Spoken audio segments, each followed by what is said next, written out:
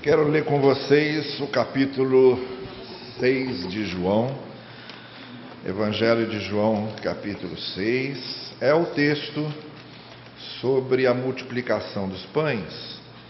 Esse episódio muito narrado nos evangelhos, eu digo muito narrado porque os 4 evangelhos possuem referência a esse episódio e também a um outro, que também é chamado segunda multiplicação dos pães. Esse de João tem suas particularidades e suas peculiaridades que eu gostaria de mencionar aqui, mas vamos fazer essa leitura, capítulo 6 do Evangelho de João, onde nós lemos assim: Algum tempo depois, Jesus partiu para outra margem do mar da Galileia, ou seja, no mar de Tiberíades, e grande multidão continuava a segui-lo, porque vira os sinais milagrosos que ele tinha realizado nos doentes. Então, Jesus subiu ao monte, e aí está a primeira expressão que eu gostaria de destacar com vocês hoje, e sentou-se com seus discípulos.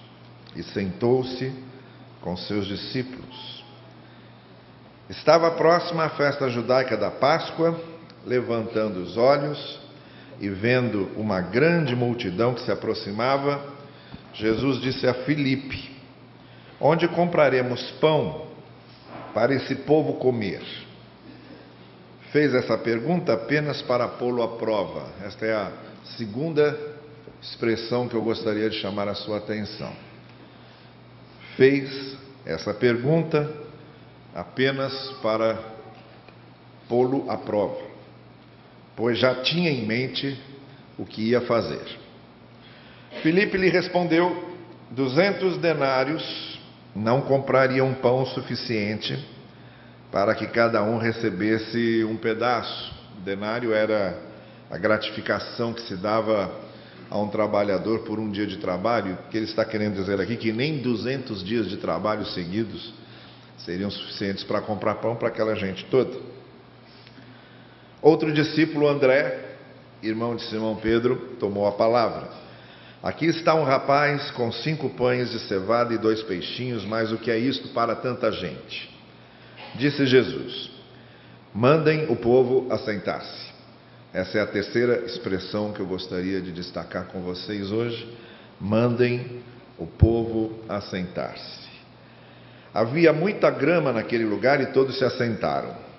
Eram cerca de 5.000 homens. Então Jesus tomou os pães, deu graças, partiu entre os que estavam assentados, tanto quanto queriam, e fez o mesmo com os peixes. Depois que todos receberam o suficiente para comer, disse aos seus discípulos: Ajuntem os pedaços que sobraram. Esta é a quarta expressão que eu quero destacar esta manhã. Ajuntem os pedaços que sobraram, que nada seja desperdiçado. Então eles os ajuntaram e encheram 12 cestos com os pedaços dos 5 pães de cevada deixados por aqueles que tinham comido. Depois de ver o sinal miraculoso que Jesus tinha realizado, o povo começou a dizer: Sem dúvida este é o profeta que devia vir ao mundo. Sabendo Jesus que pretendiam proclamá-lo rei à força, retirou-se novamente sozinho para o monte. Olha, vamos imaginar que você cruze comigo na rua e me reconheça e aproveite para perguntar. Me vê que estou andando com um relógio de pulso, e aí aproveita para perguntar: O senhor pode me dizer a hora? Você está em busca de informação. Você quer saber que horas são. Está curioso para saber as horas, provavelmente porque tem algum tipo de compromisso e quer saber se está adiantado ou atrasado. E hoje, como muita gente não anda com relógio de pulso, talvez eu seja alguns dos poucos que ainda andam com relógio de pulso. Eu vejo isso pela quantidade de gente que me pergunta que horas são quando passam por mim. Mas você ainda pode fazer uma segunda pergunta. Você pergunta simplesmente que horas são, eu digo, são 9:30 da manhã. Então pronto, já saciei a sua curiosidade. Você estava em busca de informação apenas e tem a informação. Mas aí você resolve fazer uma outra pergunta. Como é que funciona este relógio? Aí você já não quer só mais informação. Aí você está interessado em saber qual é o mecanismo, como é que o relógio consegue marcar a hora certa. E como é que o relógio vai acompanhando horas e minutos a ponto de lhe dar sempre essa informação. E aí talvez você se interesse em abrir o relógio, em ver como ele funciona. Então este não é só o que quer informação. Este quer conhecer o mecanismo de funcionamento. O primeiro é o curioso, o segundo é o cientista. O curioso quer só saber das coisas como são e como se apresentam. O cientista quer saber por que funcionam desse jeito e de que maneira funcionam. Perguntam coisas que muitas vezes o curioso já está satisfeito, não quer saber, mas o cientista quer ir um pouco mais longe. E aí ele vai pesquisar, porque para ele não importa só que horas são. Para ele importa saber como é que o relógio funciona. Mas aí talvez você seja o tipo de pessoa que faça uma terceira pergunta. Você não é só o curioso que quer saber que horas são, e nem é só o de espírito investigativo que quer saber como é que os relógios funcionam. Talvez você faça uma outra pergunta no sentido de querer saber, mas afinal, o que é o tempo? Por que é que nós estamos escravos do tempo? O tempo faz algum sentido? A história tem algum sentido? Os acontecimentos têm algum sentido? Eu estou sentindo que eu estou ficando velho. O envelhecimento tem algum sentido? Qual é o significado da vida em que o tempo vai passando, as coisas vão passando? O que é que isso significa? Qual é o sentido de tudo isso? Aí você já não é mais o curioso, nem é o cientista. Aí você é o filósofo. Aí você está perguntando por coisas que estão por trás do físico. Você está preocupado com o metafísico das coisas. Por que eu estou dizendo isso? Porque há três maneiras também de nós lermos um texto. Quando nós abrimos um texto bíblico, nós podemos ler de três maneiras. Primeiro, há o leitor que tem só a curiosidade de saber o que foi que aconteceu aqui. Aqui aconteceu a multiplicação, que coisa maravilhosa. Jesus tem muito poder mesmo, multiplica pães e peixes, matou a fome de todo mundo. Que bom, era isso que eu estava querendo saber. Fecha a Bíblia e já se dá por satisfeito. Mas se você quiser andar um pouco mais adiante, você pergunta: por que foi que João colocou essa narrativa aqui? O que é que João estava querendo mostrar e por que é que ele botou essa narrativa bem aqui, nesse lugar? Antes do que vem antes e antes do que vem depois, depois do que vem antes. Por que é que João faz a narrativa dessa maneira? Coloca as coisas nessa disposição. Ele podia narrar de diversas maneiras, mas ele narrou dessa maneira. Por que é que ele narrou dessa maneira? Aí você já está querendo ir um pouco mais além e não quer saber só mais o que aconteceu. Você quer saber o que o autor está querendo dizer. Por que é que o autor está narrando isso? Mas talvez você queira ir um pouco mais. E aí você faz a terceira pergunta: o que é que isso tem a ver comigo? Jesus ter multiplicado pães e peixes há 2000 anos atrás é um fato importante. Isso é um fato histórico da vida de Jesus Cristo, da biografia de Jesus e da experiência dos discípulos com ele. Está ótimo.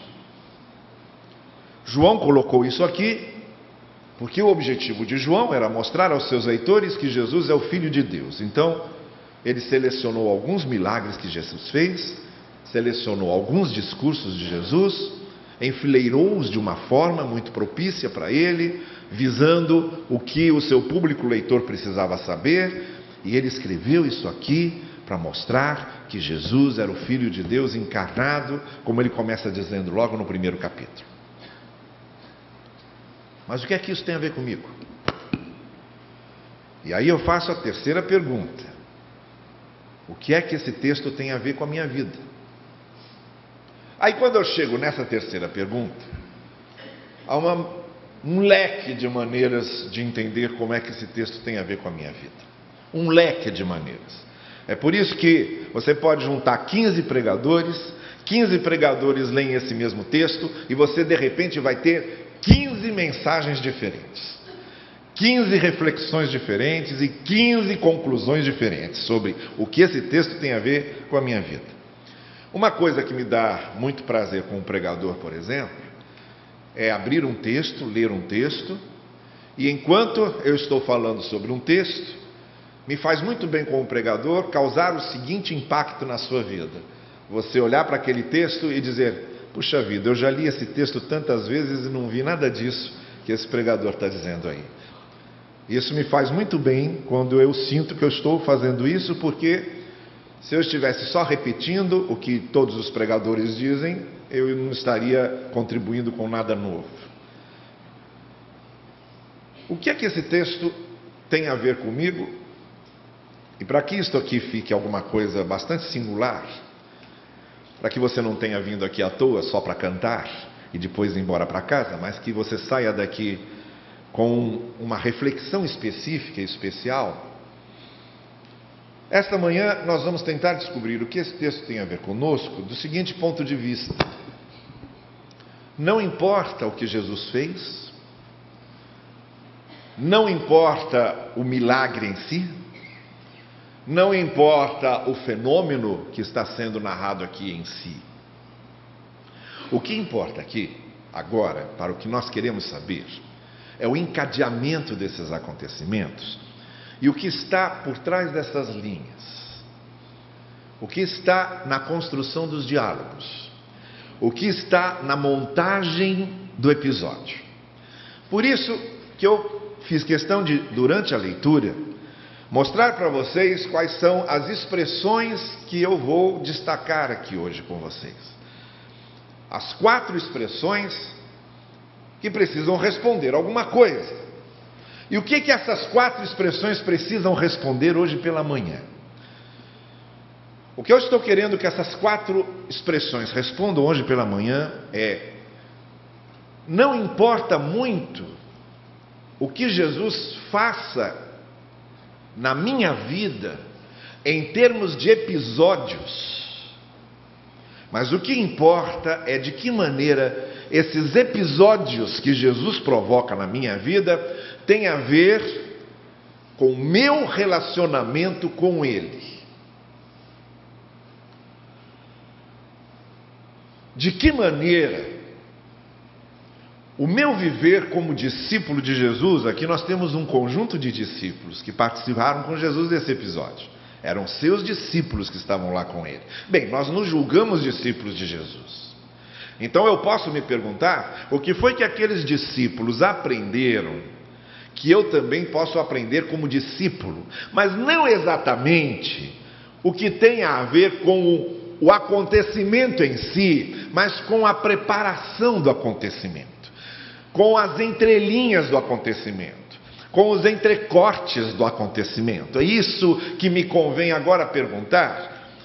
Está aqui um milagre feito: pão multiplicado, peixe multiplicado, está ótimo. Mas o que é que está por trás disso? Quais são os eventos estruturais do episódio central? E o que é que tem a ver a minha vida de discípulo com Jesus, que pode estar retratado aqui?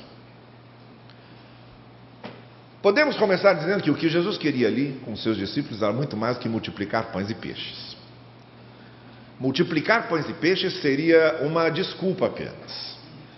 Teria sido um pano de fundo. Multiplicar pães e peixes não foi o cenário central, não foi o acontecimento central, foi o pano de fundo.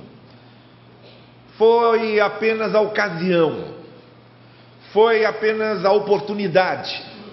Mas o que importa aqui é de que maneira aquela multiplicação de pães e peixes serviu para Jesus ensinar seus discípulos algumas coisas que nos servem para o dia a dia da vida. Porque nós sabemos, eu e você sabemos disso, que no dia a dia da vida, o Mar Vermelho não se abre.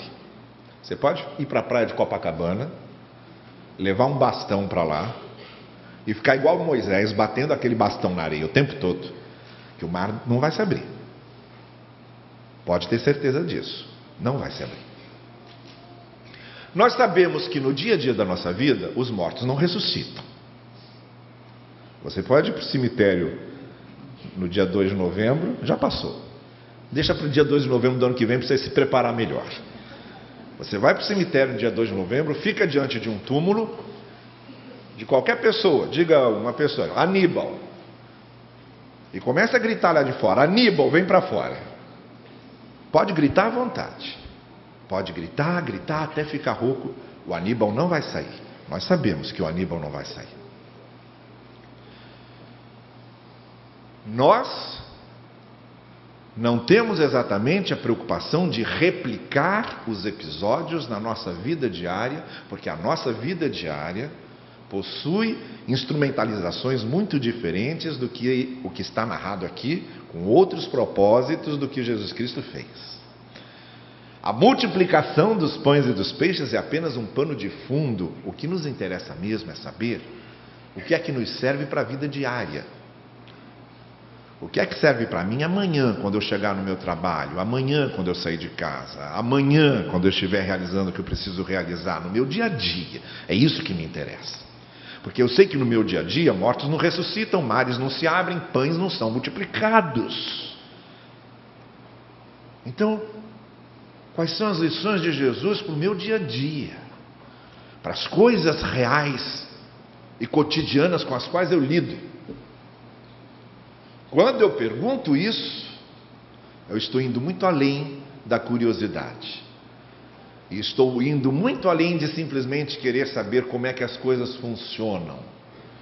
Eu estou perguntando qual é o sentido da fé cristã para a minha vida no meu dia a dia. É isso que eu estou querendo saber. E aí nós voltamos então a essas 4 expressões que temos aqui. O que é que Jesus queria ensinar para os seus discípulos no dia a dia, no cotidiano das suas vidas? Além da multiplicação dos pães e peixes, quais eram as lições que realmente deviam ficar para serem vivenciadas a cada momento da vida deles? Então vamos começar pela primeira expressão, que essa primeira expressão nos fala da importância que Jesus Cristo dá ao convívio com seus discípulos. A primeira coisa que Jesus Cristo fez, lá no versículo 2 a gente lê isso, Jesus Cristo, diz o verso 3, na verdade, sentou-se com seus discípulos. Sentou-se com seus discípulos. Ele queria estar perto deles. Ele queria conversar com eles. Ele queria trocar ideia com eles. Ele queria ouvi-los e queria falar. Ele queria manter um elo de ligação com os discípulos. A multidão foi chegando depois. E depois que a multidão chegou, aí foram se preocupar o que iam fazer com ela. Mas a primeira preocupação de Jesus foi sentar-se com os discípulos, ouvi-los e falar com eles.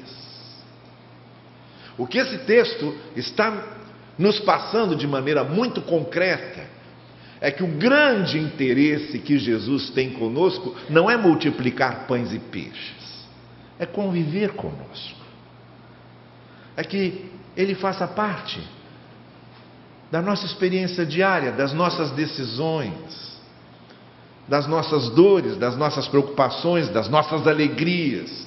Jesus quer estabelecer um elo de convívio com seus discípulos.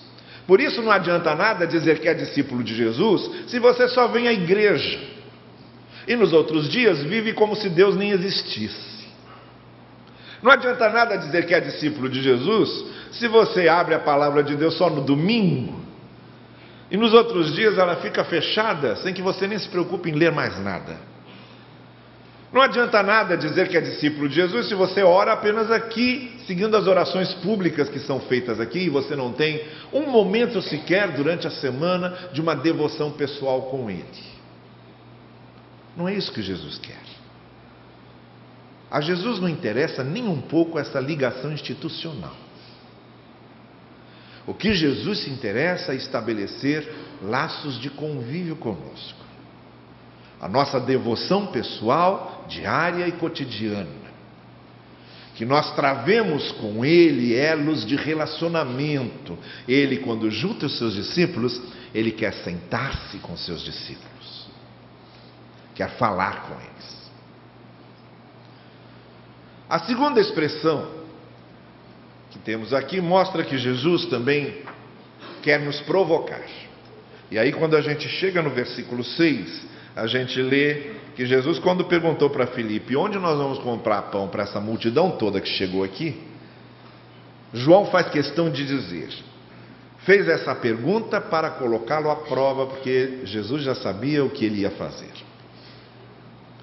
Por que é que João fez questão de colocar esse parêntese aqui, abrir esse parêntese aqui? Para dizer exatamente isso. Que no nosso relacionamento de discípulos com Jesus, Ele não quer só conviver conosco, Ele quer não nos deixar acomodar. Ele quer nos provocar. Por isso que, às vezes, Deus permite acontecer certas coisas na nossa vida, porque se nós nos acomodarmos, nós deixamos de crescer, nós deixamos de amadurecer. E aí Jesus Cristo sempre arruma uma maneira de nos provocar, provocar a nossa fé, provocar a nossa confiança, provocar o que sabemos dele. Então, embora ele já saiba de tudo e já saiba exatamente onde quer chegar, mesmo assim, ele às vezes nos faz uma pergunta incômoda, ele às vezes nos faz um desafio pessoal, ele às vezes quer medir qual é a nossa sinceridade, a nossa verdadeira motivação, ou ele quer só saber a nossa resposta. O que é que a gente está pensando?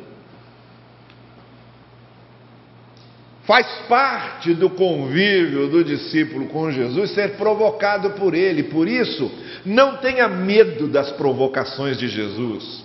Faz parte da didática de Jesus nos provocar.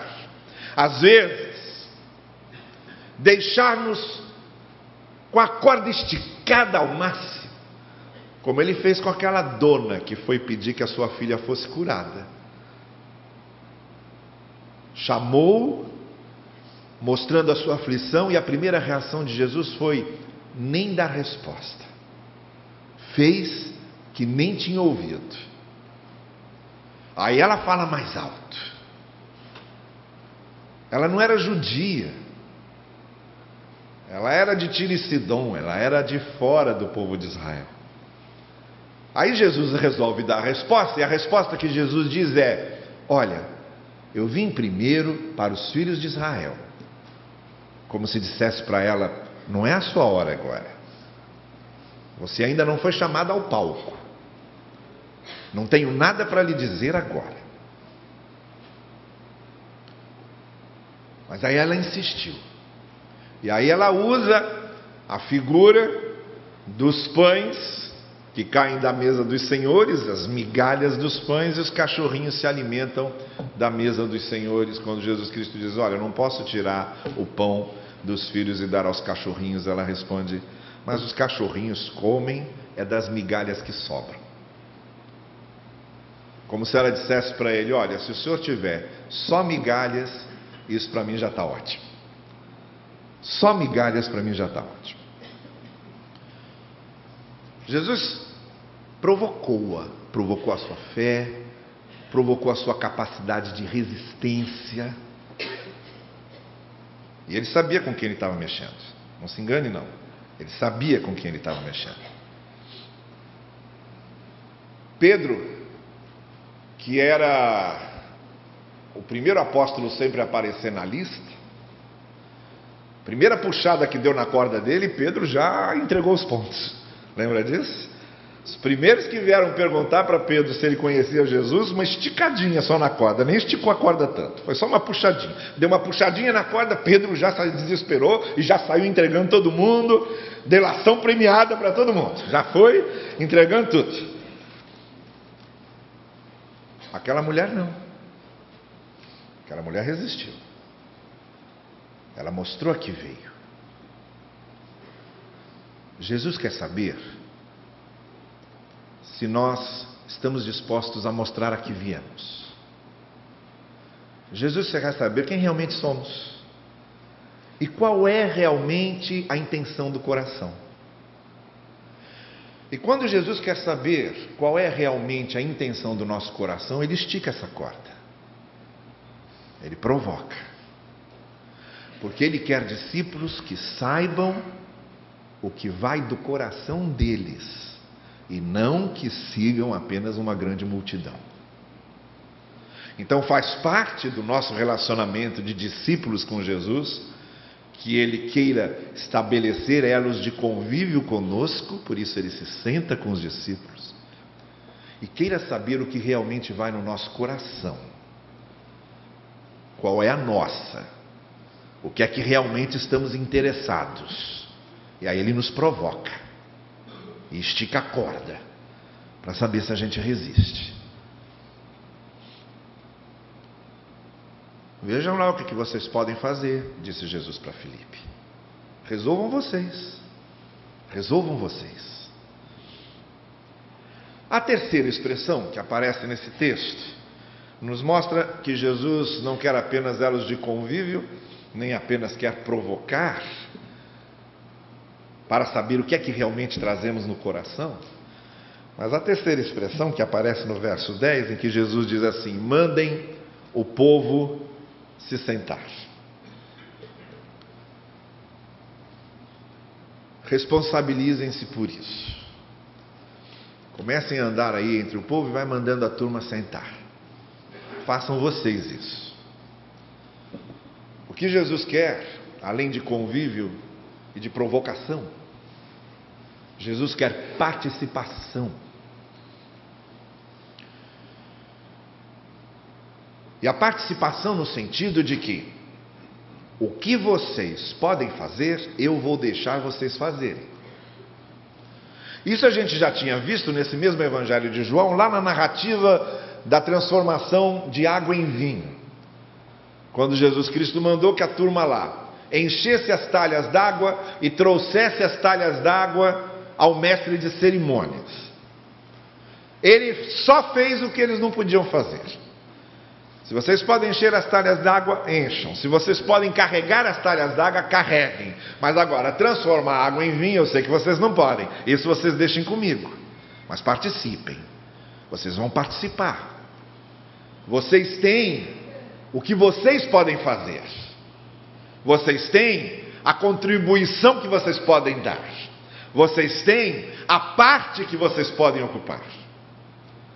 Então, o que os discípulos podiam fazer era isso: organizem a multidão, botem a multidão sentada, separa a turma, vão preparar o ambiente para ver o que a gente resolve aqui, mas façam vocês a parte de vocês.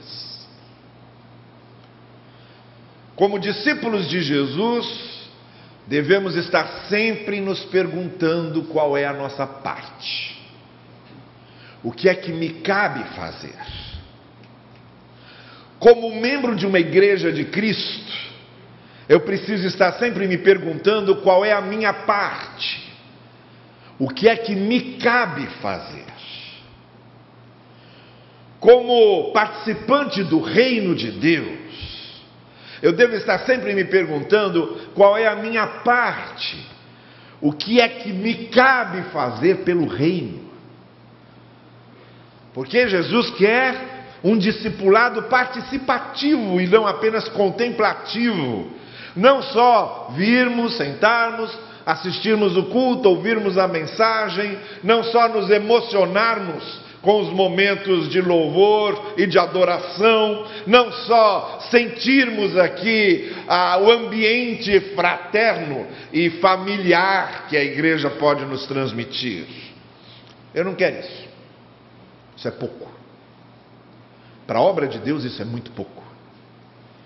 Ele quer que façamos a nossa parte, que usemos nossos dons, nossos talentos, nossa inteligência, nossa motivação, nossa participação, porque como discípulos de Jesus, Ele quer participação no reino. Quais são os projetos do reino que você está desenvolvendo em sua vida? Quais são os projetos do reino dos quais você está participando de forma ativa, concreta, pessoal, produtiva, frutífera? Nós estamos nos acostumando, nesses últimos anos, em que os templos estão se transformando mais em espetáculos, os cultos estão se transformando mais em shows, estamos nos acostumando a ser auditório. Estamos nos acostumando a ser auditório apenas. E esse relacionamento de discípulo com o mestre é muito diferente de auditório. Nós somos muito diferentes das pessoas que se sentam no auditório para ver o Silvio Santos. E bem diferentes das pessoas que se sentam no auditório para ver o Faustão. E bem diferentes das pessoas que se sentam no auditório para assistir uma peça. E bem diferentes das pessoas que se sentam no auditório apenas para ver um filme. Participação do reino de Deus não é assistir um filme, não é ver uma peça, não é participar de um programa de auditório. A participação do reino de Deus é produzir frutos, é ação, é gesto, é o testemunho que se transforma em resultado. E quando Jesus diz, mandem o povo sentar, Jesus está dizendo, eu sei onde eu quero chegar, eu sei o que eu vou fazer aqui, mas a parte de vocês, vocês têm que fazer. A parte de vocês é a parte de vocês. Jesus quer convívio com seus discípulos. Jesus provoca seus discípulos. Jesus quer a participação dos seus discípulos. Mas há uma quarta e última expressão aqui ainda, para a qual eu gostaria de chamar a sua atenção. E ela aparece também lá para baixo, no versículo 12, quando Jesus vira para os discípulos e diz assim, agora ajuntem os pedaços que sobraram. O milagre feito, a multidão saciada, e tanto pão e tanto peixe, que acabou sobrando muito. Isso me faz lembrar a história de um pregador que estava numa igreja uma vez, pregando sobre esse texto. E na hora de falar sobre o milagre, ele se confundiu. O pregador se confunde muito, você sabe, né? Às vezes. Eu mesmo já me confundi várias vezes. Uma vez eu lembro que eu estava celebrando a ceia aqui, e estava a orquestrinha da nossa igreja aqui.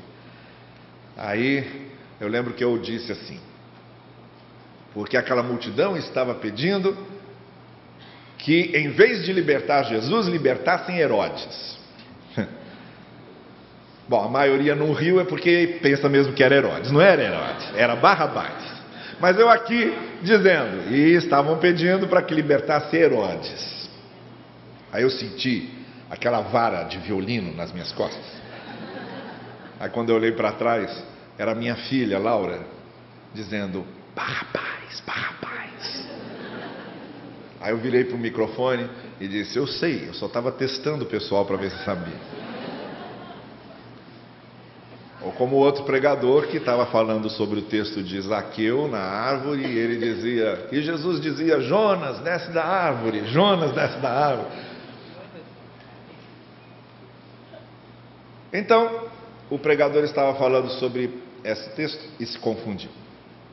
E ele disse o seguinte, porque Jesus, com 5.000 pães, alimentou 5 pessoas. Aí tinha uma pessoa embriagada lá no final, no último banco, E o embriagado lá no final, com toda a espontaneidade dos embriagados, ele gritou: "Ah, isso eu também faço." Aí passou o tempo, semana próxima, domingo próximo, o pregador voltou, o mesmo pregador, resolveu pregar a mesma mensagem, para que dessa vez a mensagem saísse direitinho. E percebeu que o embriagado estava de novo, tal qual embriagado, lá no último banco. E aí ele começou a falar, e quando chegou nessa parte ele disse: porque Jesus, com 5 pães, alimentou 5.000 pessoas. Aí virou para o embriagado e disse: faz agora. O embriagado respondeu: faço, com o que sobrou do domingo passado. Às vezes a gente se confunde, né? Mas sobrou. O texto diz que sobrou muita coisa, sobrou muita coisa. Aí Jesus dá essa ordem: agora recolham o que sobrou. Jesus não quer só convívio, nem só provoca seus discípulos para saber qual é a deles. E também ele não está apenas nos fazendo entender que discipulado é participação. Jesus, em quarto lugar, quer que nós completemos o que começamos. Ele quer finalização. Ele quer compromisso até o fim. É como se ele dissesse: o espetáculo foi muito bonito, mas ainda tem alguma coisa que precisa ser feita. Completem o trabalho de vocês. Não deixem pelo meio. Não desistam. Não desanimem. Continuem e terminem o que vocês começaram. Porque no relacionamento de Jesus com seus discípulos, ele quer discípulos responsáveis. Discípulos que saibam iniciar e completar. Discípulos que saibam continuar. Discípulos que saibam persistir. Discípulos que permaneçam. Jesus quer discípulos que façam a obra toda. Muitas vezes, depois de um grande resultado, a gente acha que acabou. Muitas vezes, depois de uma grande vitória, a gente se acomoda. Muitas vezes, depois de ter conseguido uma grande coisa para o reino, a gente acha que é só aquilo. Não. Sempre tem mais o que fazer. E quando a gente acha que bastam as grandes vitórias e a gente se acomoda nas grandes vitórias, a gente perde a grande oportunidade que temos de continuar crescendo, de continuar avançando. As grandes vitórias são uma grande alegria e um grande risco. São uma grande alegria porque nos mostram o que somos capazes de fazer, mas são um grande risco porque nos convidam ao comodismo, nos convidam a estacionarmos e nos convidam a dizer: bom, já fizemos, já está ótimo. Não. Quando Jesus diz aos seus discípulos: agora passem recolhendo tudo, é porque ainda não acabou, porque ainda não está ótimo. Por quê? Ver pães multiplicados e peixes multiplicados não é tudo. Porque o milagre acontecer não é tudo. Porque ver o espetáculo se dar não é tudo. A obra continua. Continuem servindo até o fim, recolhendo às vezes o que sobra, porque às vezes o trabalho também não é tão agradável. A gente às vezes não gosta de recolher o que sobra. A gente não gosta de limpar. A gente não gosta de organizar. A gente não gosta de tirar a sujeira. Mas é preciso fazer. Não termina ali, é preciso terminar. E o relacionamento de Jesus com seus discípulos Possui então essas 4 perspectivas que são fundamentais no nosso dia a dia. As perguntas que devemos nos fazer são essas. Primeiro, se Jesus valoriza tanto o convívio dele com seus discípulos, o que é que eu, como discípulo, estou fazendo para conviver com Jesus? Para que esse convívio se estreite. A segunda pergunta que eu devo fazer é: o que Jesus quer de mim? Por que essa corda está esticando? Por que ele está fazendo essa pergunta? Por que ele está me mostrando isso? Por que essa provocação? O que ele quer provocar em mim? O que é que ele quer fazer acontecer em mim? Em que é que ele quer me mexer por dentro com essa coisa que ele está me colocando diante de mim? Também devemos nos perguntar qual é a nossa parte. O que é que me cabe fazer? No contexto da igreja, no contexto do reino, eu estou com projetos do reino de Deus na minha vida, participando de forma a dar fruto, a ver os resultados. Ou estou só assistindo? E quarto, o que é que tem mais para fazer? Tantas coisas já foram feitas, eu sei. Jesus já fez tanto por mim e já fez tanto comigo. Mas o que é que tem para fazer ainda? O que é que precisa para completar essa obra? O que é que precisa para que essa obra chegue até o final? Qual é a parte chata que eu preciso fazer? Que eu me afeiçoo às partes agradáveis. Mas toda parte agradável tem atrás de si umas tantas partes chatas. Quais são as partes chatas que eu preciso fazer? Aqui, por exemplo. A parte boa é essa: levantar, cantar e a criança gritar bravo. É bom, não é? Vocês gostam, eu sei. Mas qual é a parte chata? Ensaio. Eu sei que é. Eu sei que é. Se não tiver ensaio, não tem apresentação. A apresentação é bom, porque você naquele momento se sente usado. Mas tem a parte chata. Você dá uma aula na EBD, é muito bom, o aluno se sentir abençoado, mas tem a parte chata. Qual é a parte chata? Estudar, se preparar, pesquisar. Sempre tem a parte chata. Na obra de Deus sempre tem a parte chata. E que a gente precisa fazer porque faz parte da obra. Qual é a parte que ainda está faltando eu fazer? Agora, só para concluir mesmo, o pregador tem muito disso, né? O pregador fala finalmente, mas não imediatamente. Mas para concluir mesmo, tem uma coisa aqui que chama muito a nossa atenção, que é o seguinte: depois que Jesus fez aquele milagre, ele precisou fugir, porque o povo, principalmente o povo que se encanta com as coisas fáceis, o povo que se encanta com os espetáculos, o povo que vive de show em show, ficou fascinado com aquilo e queria que Jesus fizesse aquilo sempre. Aí o que eles pensaram? Tudo que a gente precisa para ser rei da gente é um homem que multiplica pães e peixes. Qual o melhor rei? Qual o melhor governo? Qual o melhor presidente que a gente pode ter do que aquele que multiplica pães e peixes? É tudo que a gente precisa. Um rei que multiplica pães e peixes. Então, quando o texto diz que eles quiseram fazer de Jesus rei à força, ele não está exagerando. Foi isso mesmo. Cercaram Jesus, começaram a gritar: nosso rei, nosso rei, nosso rei. E queriam levar Jesus para o trono e dizer: agora vamos entronizar Jesus e vamos dizer, ele é o rei dos judeus.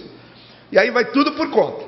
Cai o Império Romano, cai o imperador, essa gente vai embora, a gente vira um país livre. E principalmente tem pão e peixe todo dia multiplicado na nossa mesa. Vamos botar esse homem lá no trono, porque é tudo que a gente precisa. E aí o texto diz que quando Jesus percebeu isso, ele se retirou e foi ficar de novo sozinho. Sabe por quê? Porque Jesus nos mostra que ele não perde o foco. Jesus não perde o foco. Agora, pessoas que não perdem o foco, às vezes ficam sozinhas. Pessoas que não perdem foco, às vezes enxergam sozinhas. Porque uma grande maioria perde o foco. Se distrai, se distancia, se envolve com outras coisas. Jesus não perdeu o foco. Ele manteve o foco. Por isso ele ficou sozinho. Porque pessoas que querem manter o foco da missão, pessoas que querem permanecer fiéis ao foco da missão, pessoas que valorizam o foco da missão, às vezes são solitários. Porque só eles costumam enxergar. Só eles costumam ver. Então o importante é que nós continuemos com o foco. Qual é a nossa missão? Mantenhamos o foco na missão. Pode ser que outros ramos do cristianismo se distraiam, se afastem, outros tipos de coisas surjam, desfocando da missão. Mas nós, como discípulos de Jesus, fiéis a Ele, devemos permanecer com o foco na missão, o foco no Evangelho. É isso que Ele nos desafia. Além de tudo isso, discípulos verdadeiros permanecem sempre com o foco da missão na sua mente e nunca se afastam desse foco.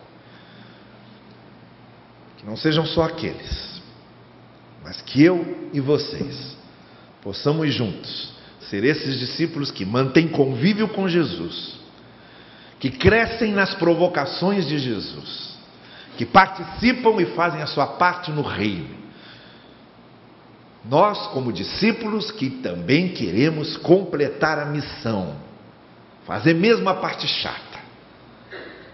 E principalmente, nós como discípulos, que temos a nossa atenção voltada para a missão de discípulo, para a vida de discípulo, para o aprendizado de discípulo, e não permitimos que nada nos afaste desse foco, porque afinal, discípulos nós somos. Que o Senhor assim nos abençoe. Amém. Vamos ficar em pé e vamos encerrar o nosso culto, antes de seguirmos para as classes da IBD, cantando este último cântico que está aí vai aparecer aí na tela.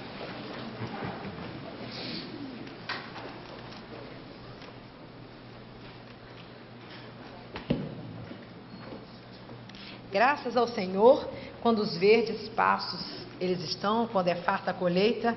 Graças ao Senhor, quando eu estou triste em solidão. Graças se o sol nasce de manhã. Graças quando eu não vejo solução. Mesmo assim, eu dou graças ao Senhor.